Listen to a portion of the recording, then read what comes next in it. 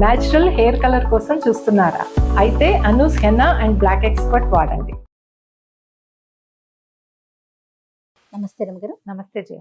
రమగారు, ఏదైనా ఇంట్రెస్టింగ్ ఉన్న స్టోరీ ఒకటి చెప్పండి అండి. 5 తలల నాగేంద్రుడు. ఓ, డిఫరెంట్ గా ఉంది కదా. విషయం పాతదే. ఓకే, కొత్త విషయాల మీద కథలు మేము చెప్పలేమమ్మా. అవి మీరు చెప్పాలి.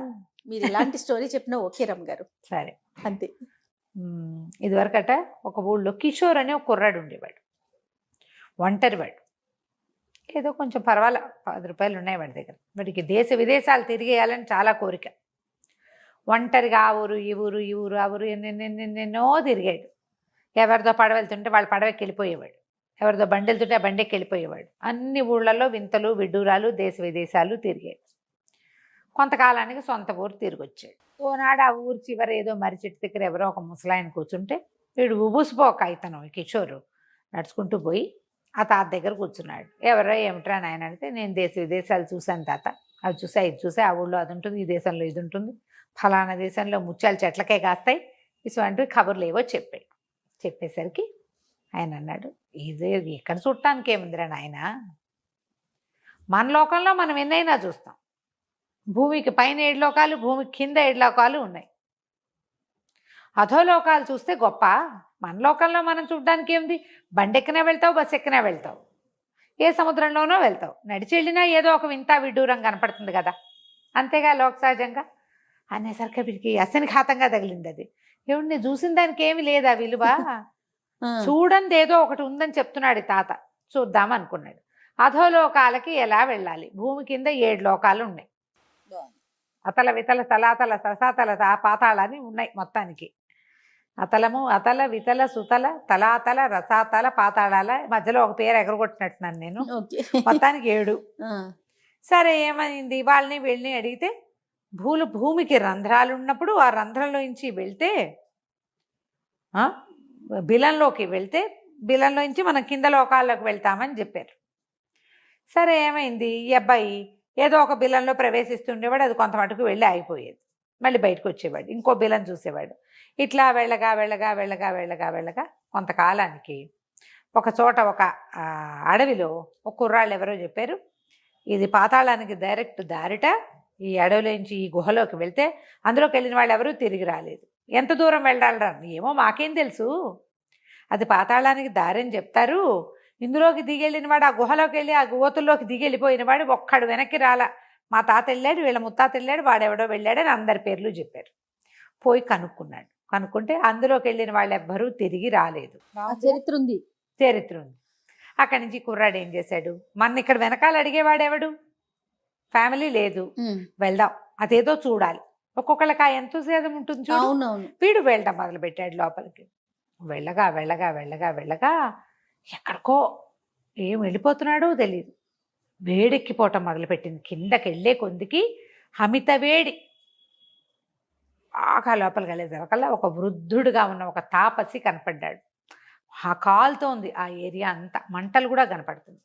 ఎవరా నాయనా నువ్వు అని అడిగేసరికల్లా, బాబు నా పేరు కిషోర్ అండి, నేను ఫలానా ఊరి వాస్తవ్యుణ్ణి, అధోలోకాలు చూడాలి, భూమి కింద ఉన్న లోకాలు చూడాలన్న కోరికతోటి బయలుదేరానండి అన్నాడు. అనేసరికల్లా ఆయన అన్నాడు, ఓరిని నీ తాలూకు ఆసక్తి బాగుందిరా, ఇలా వెళ్తే అధోలోకాలు వస్తాయి, కానీ నువ్వు వెనక్కి తిరిగి రాలేవు సుమి, పైలోకాలకి ప్రవేశం ఉండదు నీకు, వెళ్ళి అక్కడ ఉండిపోవటమే.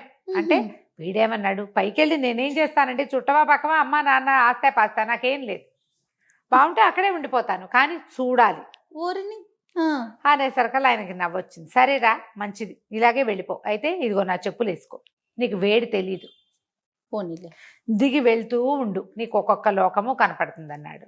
సరే, ఒక్కో లోకంలోకి వెళ్ళటం మొదలుపెట్టాడు. కింద లోకానికి వెళ్ళాడు, కొంతమంది మనుషులు కనపడ్డారు, బాగుంది, అదంతా చూశాడు. మళ్ళీ ఈ పాత బిలం వైపుకి తిరిగి వచ్చి అందులోంచి మళ్ళా కిందకి నడవటం మొదలుపెట్టాడు. ఇక వెళ్ళగా వెళ్ళగా వెళ్ళగా వెళ్ళగా అన్నిటికంటే చిట్ట చివరి లోకానికి చేరాడు.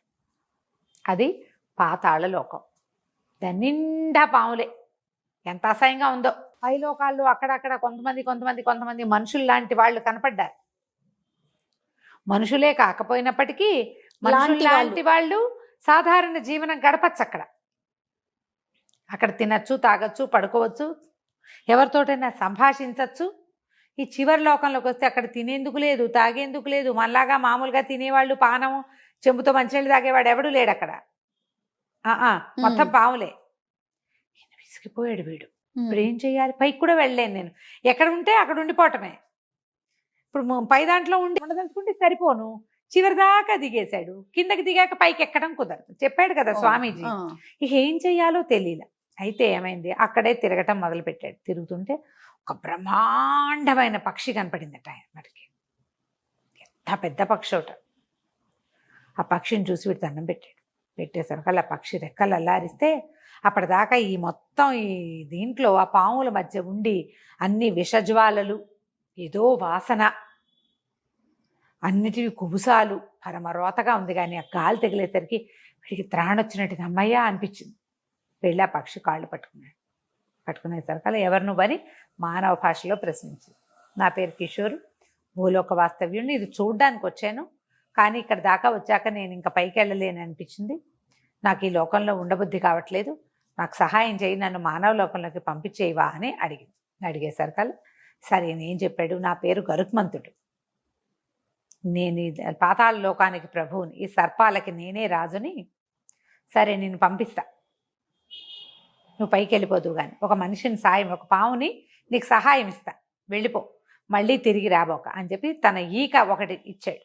ఇచ్చి ఆ పాము చాలా మారం చేస్తుంది నిన్ను తీసుకెళ్ళటానికి, ఈ ఈకను చూపించి దాన్ని బెదిరించు, నా ఈక చూసినా పాముకి భయమేనా అన్నాడు. అన్నాక ఒక పెద్ద పెనుబావును ఒకదాన్ని పిలిచాడు.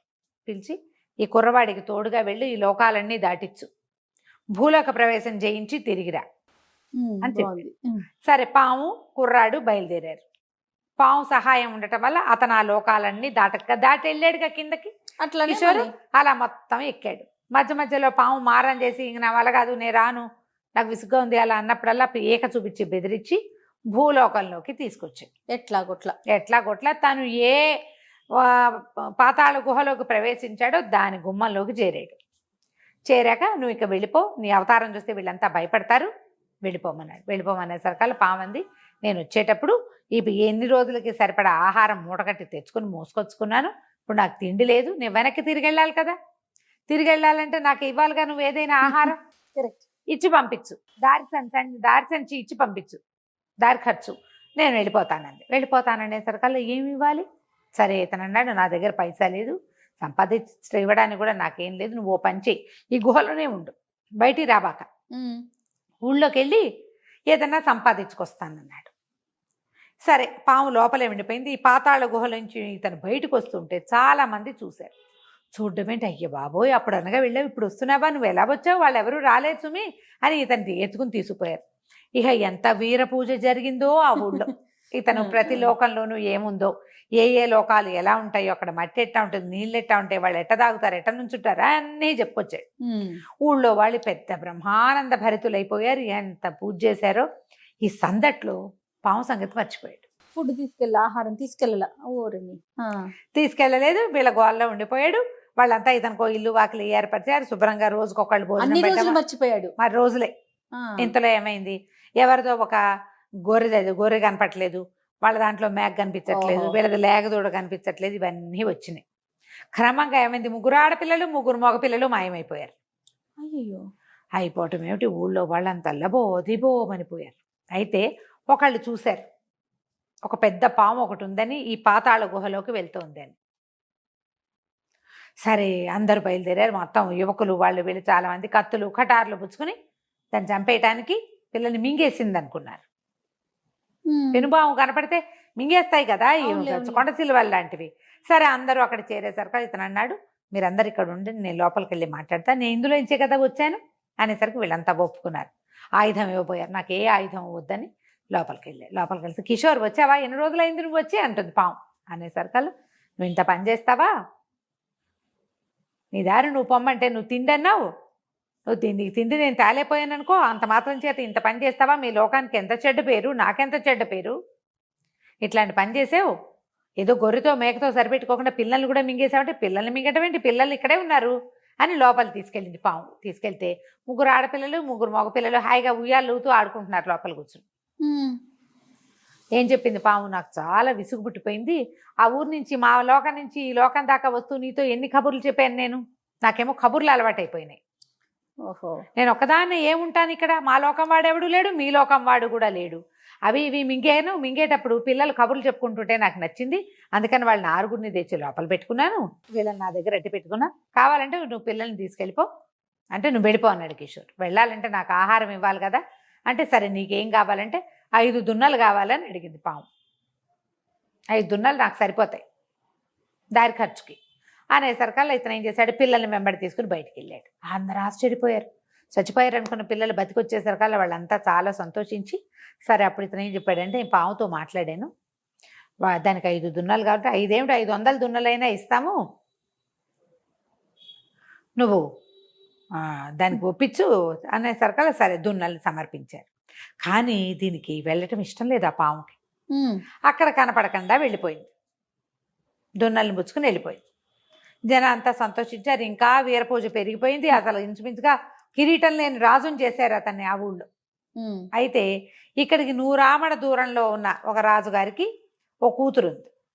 కొంతకాలం గడిచాక రాజుగారి కూతురు చెలికత్తెలు పరివారంతో సహా మాయమైపోయారని ఒక కబురు ఆ ఊరు ఈ ఊరు దాటుకుంటూ వీళ్ళ ఊరికి వచ్చింది. అయ్యో, ఇది పావు పనేనేమోనని ఇతనికి అనిపించింది. ఇతని దగ్గర గరుత్మంతుడు ఈక మాత్రం ఉంది ఇతని దగ్గర. సరే ఇతను ఏం చేశాడు, ఈ లోపల ఆ కబుర్లు బాగా వచ్చినాయి.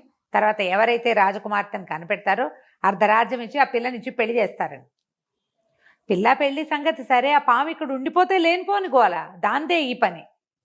ఇప్పుడు ఒకవేళ ఏమైనా అయితే పరివారానికి యాక్సిడెంటో ఏదో కావాలి, ఏమీ లేకుండా గుర్రాలు పూల్చిన రథాలతో సహా మొత్తం పరివారం అంతా ఎక్కడికి మాయమైపోతుంది. అదే ఇతను ఏం చేశాడు, వెతుక్కుంటూ బయలుదేరాడు. బయలుదేరేసరికల్లా వెతగ్గా ఆ రాజ్యానికి చివర ఆ రాజకుమార్తె పరివారంతో సహా వనవిహారానికి వెళ్ళింది. ఆ వనంలో ఉంది ఒక పెద్ద గుహ. ఇతను పోయాడు అందులోకి. ఆ కిషోర్ వెళ్ళేసరికల్లా లోపల పాము సయ్యాట్లాడుకుంటూ హాయిగా ఉంది. ఆ పాత గుహలో మొదటిసారి పిల్లల్ని తెచ్చేటప్పుడు ఆ పిల్లలకి బయటికి రావడం ఇష్టం లేదు. ఆ పాము తోక మీద ఆడుకుంటూ కూర్చున్నారు వాళ్ళు. ఇక్కడ చూస్తే రాజకుమార్తె ఉయ్యాలుగుతోంది లోపల. తను తెల్లబోయాడు. ఏమిటి ఇట్టా చేసావు అంటే, నేనేం చేయను కిషోర్, నాకేమో మనుషులు కావాలి, చాలా కబుర్లు కావాలి. నేను రాజకుమార్తెను ఏం చేయాలి, పిల్ల రవ్వలాంటి పిల్ల, చక్కగా పెళ్లి చేసుకో, ఆ అమ్మాయి నుంచి పెళ్లి చేస్తాన్నారు, అప్పుడప్పుడు వస్తుండు మీ ఆవిడతో సహా, నేను ఇక్కడే ఉంటాను, నేను వెళ్ళను అనేసరికల్లా ఇతను చాలా కేకలేశాడు, ఇట్లా చేయకూడదు, చాలా ఇబ్బంది, ఇట్లా చేయటానికి వీల్లేదు అనేసరికల్లా నేనేం చేయను, నాకు కబుర్లు కావాలి. ఈ పిల్లని తెచ్చానా, పిల్ల ఎంచక్కా పాడుతుంది అనుకున్నావు, అది చక్కగా పాడుతుంది, నాట్యం చేస్తుంది, పరివారం అంతా ఉన్నారు, వాళ్ళే తిండి గిండి అన్నీ పట్టుకొచ్చి వండి పెడతారు పిల్లకి, పిల్ల కబుర్లు చెప్తుంది, వాళ్ళంతా కూడా కబుర్లు చెప్తారు, అందరూ కలిసి కూర్చొని మాట్లాడుకుంటున్నాం, నేను చాలా సంతోషంగా ఉన్నాను, చుట్టలు చుట్టుకుని నుంచుంది పాము. సరే ఇతను విసిగిపోయాడు. నువ్వు వెళ్తావా వెళ్ళవా అనేసరికల్లా అయితే సర్పం ఉంది, సరే నేను ఎవరిని తేకూడదు అంతే కదా, సరే నువ్వు ఒక పని చేయి, నీ దగ్గర గరుత్మంతుడు ఈకుంది కదా, ఆ ఈకతో నా పడగ పక్క నుంచి 2 వైపులా గీరు, 2 తలలు వస్తాయి, నాకు 2 తలలు మొలుస్తాయి, ఆ 2 తలల మీద గీరేవంటే చేరుకో పక్కన ఇంకో 2 తలలు వస్తాయి, 5 తలలు అవుతాయి. హాయిగా నేను ఒక తలతో కబుర్లు చెప్పుకుంటుంటాను, నాలో నేను 5 తలలతో నేను కబుర్లు చెప్పుకుంటాను, నువ్వు పాము తల గీరేసి నన్ను నా 5 తలలను చేసి ఈ రాజకుమార్తెను తీసుకుపోను అనేసరికల్లా ఇతను ఏం చేశాడు, ఆ గరుత్మంతుడు రెక్క తీసి ఈక తీసి ఏకబెట్టి గీసేసరికల్లా ఇట్లా వచ్చేసినాయి 5 తలలు ఆ పాముకి.